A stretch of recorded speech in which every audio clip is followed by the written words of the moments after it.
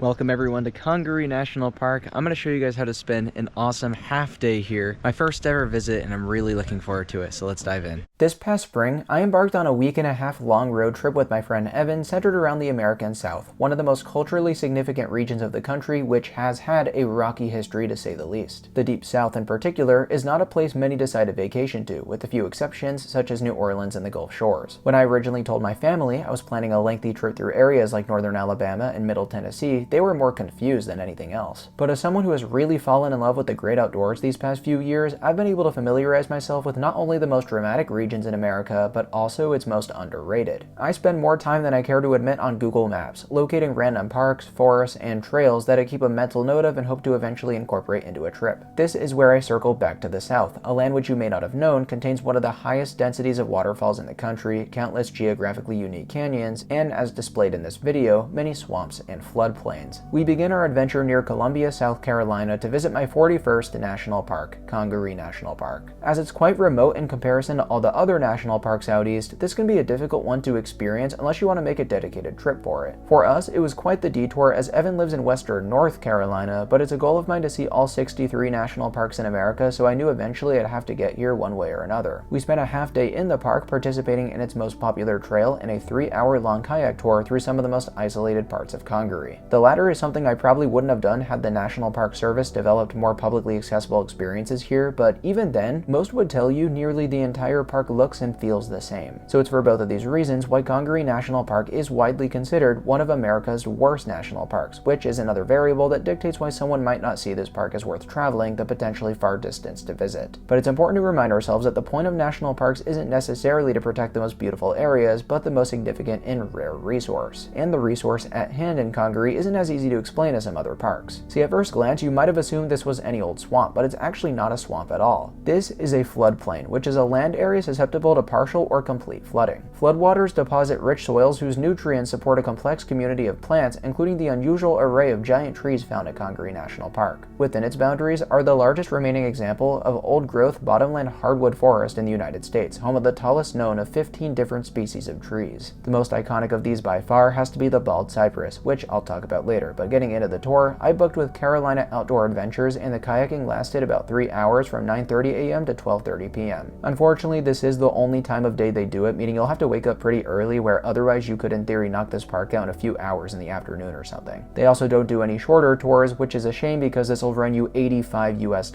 Personally, I would have loved to cut my spending in half with an hour-and-a-half long experience, since once again, the whole of Congaree looks pretty samey. Nonetheless, I don't regret doing this at all. I actually had a lot of fun going up and down Cedar Creek. While 3 hours is a little long, this definitely allowed me to take in the area's beauty in a way I might not have with less time. You appreciate the subtleties in the landscape, plus there was ample opportunity to see a plethora of interesting wildlife. One thing I really appreciate about this tour are the guides occasionally capture video on a camera of their own and compile a short video which they send to you and post on their social media pages. They do an especially good job highlighting said wildlife, and we saw a ton of cool stuff ranging from snakes like cottonmouths to lizards like skinks. There was also a huge spider early on in the tour that we failed to capture on video, he was just too fast, but also some rather colorful birds. Plus, depending on the time of year you visit, there is potential to see some alligators. For me, snakes reign supreme as the most fascinating example of fauna in the park, and on this kayak tour, there were so many times where they let us get right up close to a variety of species. That was personally my #1 favorite thing about this, but as I previously stated, I gained a whole new appreciation for this type of biome as well. I don't think most people would equate swamps or swamp-like areas such as Congaree with the word beautiful, and I expected to agree with this consensus myself. But partaking on this tour with Carolina Outdoor Adventures definitely changed my mind, so now I look forward to seeing more places similar to Congaree in the future. The last point I'll make about the scenery along Cedar Creek were the trees, especially the bald cypresses, create a very immersive atmosphere. These things not only look incredibly cool, but are also excellent at soaking up floodwater and preventing erosion. The species is renowned for its longevity as it's easily the oldest tree in the eastern United States, as well as their size, particularly within Congaree National Park. They can grow up to 120 feet tall and have pretty girthy trunks with diameters ranging from 3 to 6 feet on average. Other types of trees are also quite stunning here, as they create these passages around the creek, contributing to the serenity on offer. While I initially found it difficult to shell out more than $80 for this, I now look back on it very fondly, and I think I would have done this park injustice by skipping it.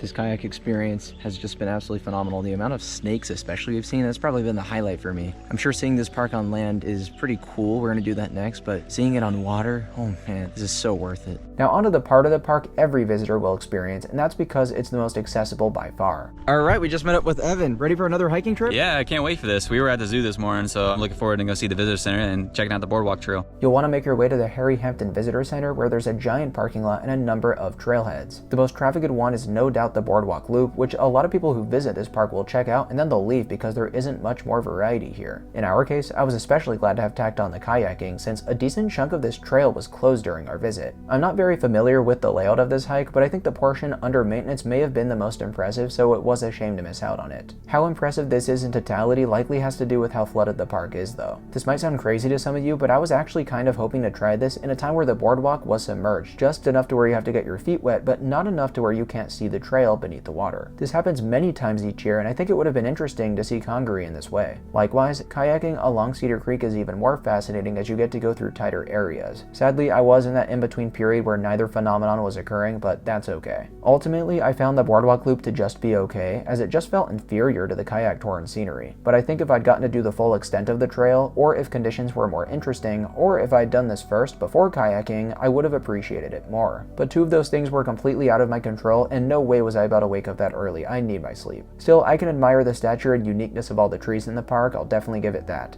This has been pleasant, but it's not been anything overly impressive, and I could see how someone who comes to the park and this is all they do here could definitely be disappointed. I think for me, having done the kayak experience, I actually like this park more than I expected, but yeah, I see how it's many people's least favorite national park. Yeah, especially for someone like me who's pretty used to this type of scenery growing up in South Carolina. I wasn't willing to pay $80 to do the kayak tour, and so I was fine just doing this, and this was still cool. Like, I enjoyed the boardwalk and everything, but yeah, I mean, you compare it to other national parks out there, it's definitely probably one of the weaker ones. That said, and this is definitely up to personal preference, but I would take the natural beauty and biodiversity of Congaree well over the other weakest national parks, such as Indiana Dunes and Cuyahoga Valley, so I'd probably rank it above those two. But I don't think it could go any higher, since the diversity in scenery and things to do is minuscule. I don't doubt that it's worthy of a high level of protection, so I'm not at all upset this became a national park. At the end of the day, however, it's not one I'll care to revisit for a very long time, when there's so many other places I'd rather go, even just within the southern United States. But that's still a good first video for you guys from the road trip. We got a lot of fun stuff planned, cleaning up some stuff in the Carolinas and Tennessee I've never done before, and then also going to be highlighting Georgia and Alabama for the first time on this channel. There's a lot of really cool hidden gems over there, so stay tuned for that. Thank you all so much for watching, and I'll see you in the next one. Peace out.